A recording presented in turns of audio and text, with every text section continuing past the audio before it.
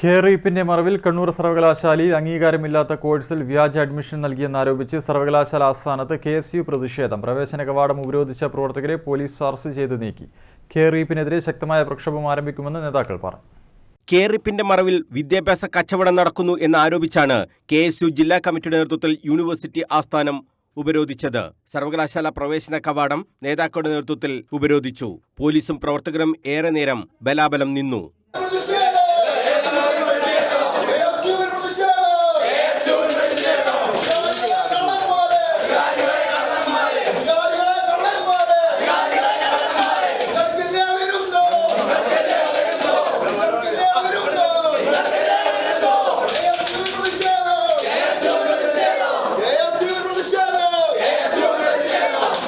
പ്രതിഷേധം KSU സംസ്ഥാന vice president P. Muhammad Shammas ഉദ്ഘാടനം ചെയ്തു.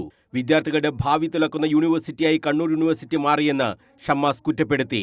ശക്തമായ പ്രതിഷേധവുമായി KSU മുന്നോട്ടു പോകുമെന്നും അദ്ദേഹം പറഞ്ഞു. ഈ സർവകലാശാലയിലെ ചില ഉന്നതന്മാരുടെ നേതൃത്വത്തിൽ ഖേറീപ്പ് എന്ന് പറയുന്ന സർക്കാർ മുന്നോട്ട് വെച്ച ഒരു പദ്ധതിയുടെ മറവിൽ വ്യാജ അഡ്മിഷനും കോഴ്സുമായി മുന്നോട്ട് പോകുന്ന അതീവ ഗുരുതരമായ ഒരു സാഹചര്യം ഈ സർവകലാശാലയിൽ നടക്കുകയാണ്.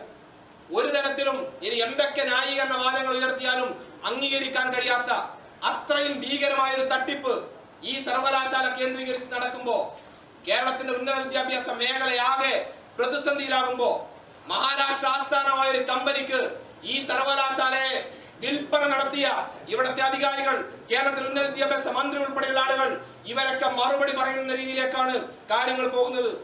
KSU ജില്ലാ പ്രസിഡന്റ് MC അതുൽ, സംസ്ഥാന കമ്മിറ്റി അംഗം ആകാശ് ഭാസ്കരൻ, ജില്ലാ വൈസ് പ്രസിഡന്റുമാരായ അഷിത് അശോകൻ, കാവ്യ ദിവാകരൻ, അക്ഷയ് കല്യാശ്ശേരി, മുബാസ് CH, നവനീത് ഷാജി, റിസ്വാൻ CH തുടങ്ങിയവർ നേതൃത്വം നൽകി. News bureau, Kannur.